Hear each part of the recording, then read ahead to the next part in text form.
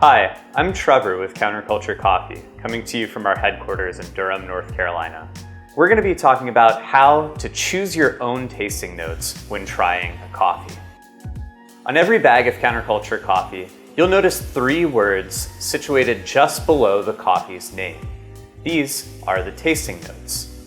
For example, you might see descriptors like citrus, floral, silky, black cherry, hazelnut, creamy, or caramel, nutty, and round. No, this doesn't mean that you're tasting flavored coffee. These descriptors are simply meant to help guide you to a coffee that has the flavor profile that's right for you. When selecting tasting notes, we look for 3 main attributes in the coffee, and those are brightness, flavor, and body.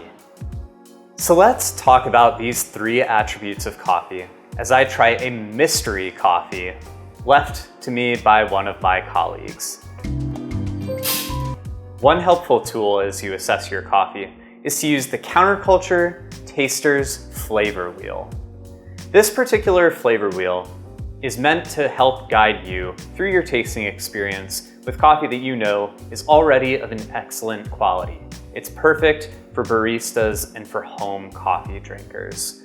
This wheel is going to give you a wonderful resource to simply select common flavors that may be found in coffee. We should note that coffee is an incredibly aromatic product. Coffee contains nearly 1,000 volatile aromatic compounds, which will inform the flavors that show up in your cup. So it stands to reason that you might want to smell your coffee a couple of times, because largely the scents that you pick up on are going to show up in the overall flavor of your coffee. So we can start by assessing the fragrance of our ground coffee. In other words, after you grind your coffee, you can just take these grounds, shake them up a little bit, and give them a sniff to note whatever flavors or aromas may be coming forward for you. And now we're going to brew our coffee.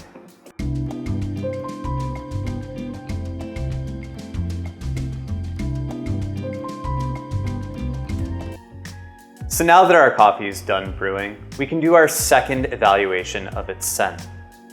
Simply pick up your carafe, give it a light swirl, and smell the aroma. Now, if you didn't choose to brew a pour over or are brewing out of something like a French press, for example, no worries. We're going to be able to smell this coffee once we pour it into our cup as well.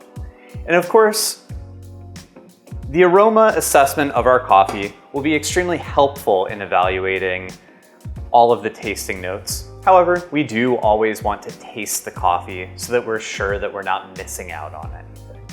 The first attribute of this coffee that I'm going to look for is the brightness.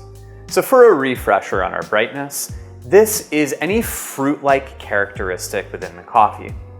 However, when we're thinking about brightness, we also want to think about the intensity of our perceived acidity as well.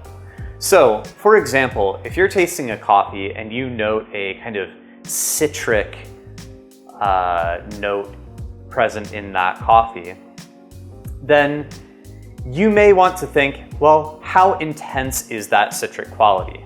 Maybe it's really sharp, kind of like a lime, or maybe it's a little bit more subdued, like a standard navel orange.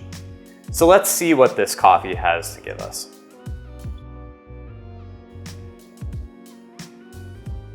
So as I'm smelling this coffee, one note that really leaps out to me is a sort of berry-like quality present in the cup.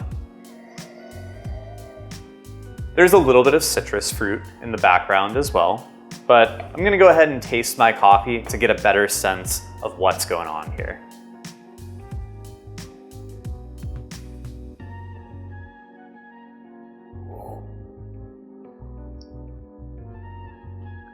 So as I taste the coffee, that berry-like note is still very, very present. It's really pretty dominant in the cup. Specifically, if I'm gonna drill down on what kind of berry I'm tasting, I'm getting a lot of strawberry out of this coffee, a little bit of blackberry as well, But for the purposes of this tasting, I think if we're going to pick a single tasting note out of this coffee, I would say it's gotta be strawberry. Okay, so next up, we're going to evaluate the flavor of this coffee. I mentioned this before, but this is kind of a broad catch-all term. However, what we're talking about in flavor is usually the dominant notes that don't relate to a fruit-like characteristic in the coffee. And oftentimes, they're closely linked with the sugar browning process that occurs during our coffee roasting. So again, I'm gonna give this coffee a little smell to see below the fruit just what exactly is going on. So my coffee smells a little nutty. There's definitely a little chocolate going on here too. I'm gonna go ahead and taste some more of this coffee as well.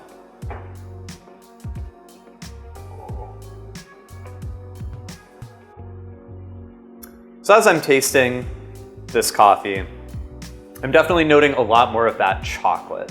Whereas the nuttiness was kind of an aromatic quality, I feel like the flavor is very, very chocolatey. Now I'm trying to get more descriptive with my chocolatey note here.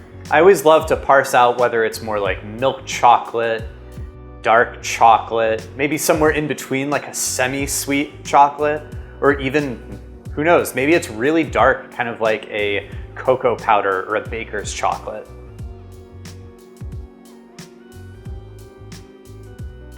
My inclination here would be to say something like semi-sweet dark chocolate, but honestly, I think I'm looking just a little too hard here. So I'm going to say that our note for the flavor of this coffee is just chocolate. Last but certainly not least, we're going to pick a note for the body of the coffee. Body, again, just relates to the tactile sensation of this coffee on your palate. And so I usually start by evaluating body and just thinking if this is a light, medium, or heavy bodied coffee. Of course, the tactile sensation is not exactly going to be easy to pick up on by smelling this. So this is a descriptor that you absolutely have to taste the coffee for.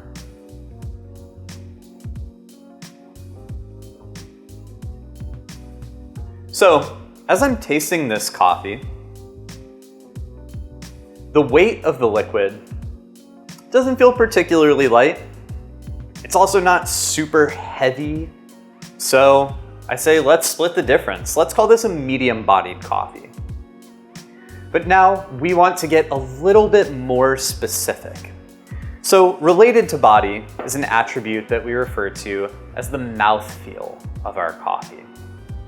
So while our coffee might be light, medium, or heavy in its kind of weight of body, we can parse out the specifics of its mouthfeel by really just describing what is that tactile sensation like? What does it remind you of as the coffee sits on your palate? Is it silky? Is it coating? Maybe even juicy?